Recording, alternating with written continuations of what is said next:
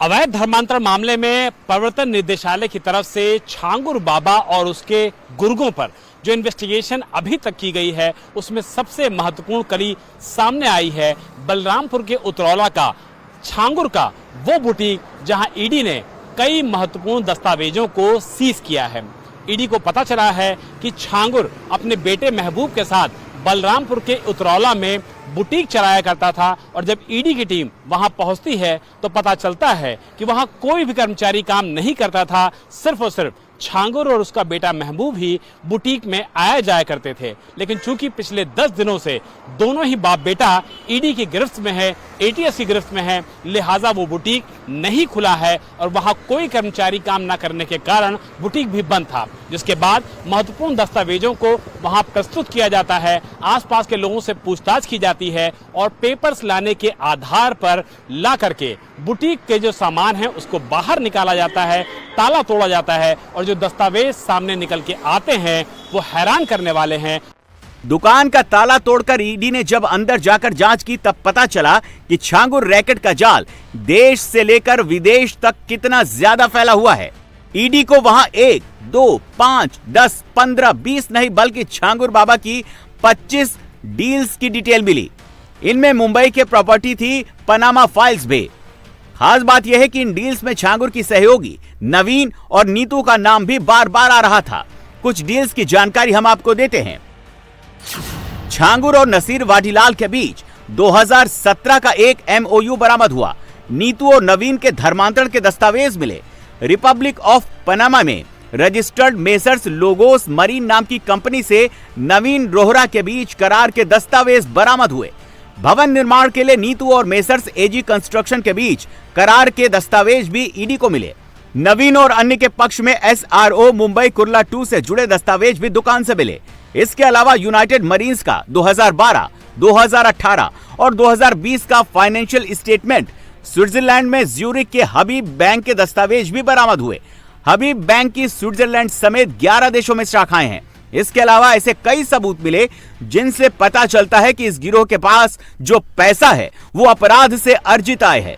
खास बात यह है कि छांगुर बाबा की ज्यादातर प्रॉपर्टीज नवीन और नीतू रोहरा के नाम है, जिन्होंने धर्मांतरण करने के बाद अपना नाम जलालुद्दीन और नसरीन कर लिया। छांगुर बाबा ने प्रॉपर्टी इनके नाम इसलिए खरीदी कि अगर भविष्य में कभी विदेशी फंडिंग और मनी लॉन्ड्रिंग की जांच हो तो वो न फंसे।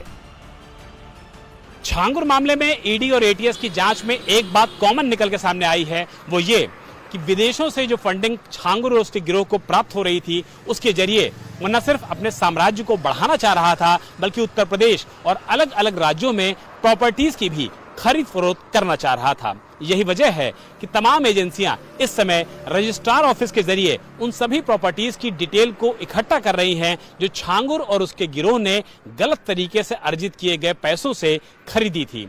यही वजह है कि छांगुर और उसके गिरोह के द्वारा बनाई गई सभी प्रॉपर्टीज की डिटेल न सिर्फ ईडी और एटीएस निकाल रही है बल्कि नेपाल से सटे हुए उत्तर प्रदेश के उन जिलों में इन एजेंसीज का विशेष फोकस है जहां पर यह गिरोह दरअसल इस पूरे इलाके की डेमोग्राफी को बदलना चाह रहा था, यानी कि वहां पर मुस्लिम पॉपुलेशन को एकाएक बढ़ाना चाह रहा था। छांगुर बाबा ने प्रॉपर्टी खासकर जमीन पर बहुत निवेश किया था। एटीएस की तरफ से यूपी में कुछ जिलों के रजिस्ट्रार ऑफिस को 13 नामों की लिस्ट भेजी है।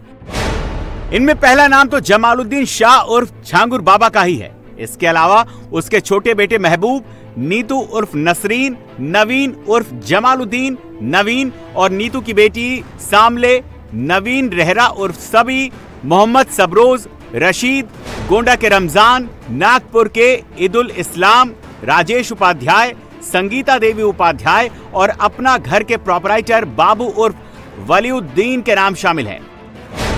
छांगुर बाबा से कितना खौफ था इसका अंदाजा इस बात से लगाया जा सकता है कि बलरामपुर के उतरौला में उसने प्लॉटिंग का काम शुरू कर दिया था। जमीनों को खरीदकर सीधे एग्रीमेंट से प्लॉटों की बिक्री करके वो मोटा मुनाफा कमा रहा था। राजस्व नियम के तहत किसी भी जमीन की बिक्री आवासीय प्लाट के रूप में तभी हो सकती है जब धारा 80 के तहत प्लॉट का लैंड यूज बदला जाए, उसे आवासीय किया जाए। लेकिन छांगुर गैंग जमीनों को बिना आवासीय में बदले ही बड़े पैमाने पर बिक्री कर रहा था।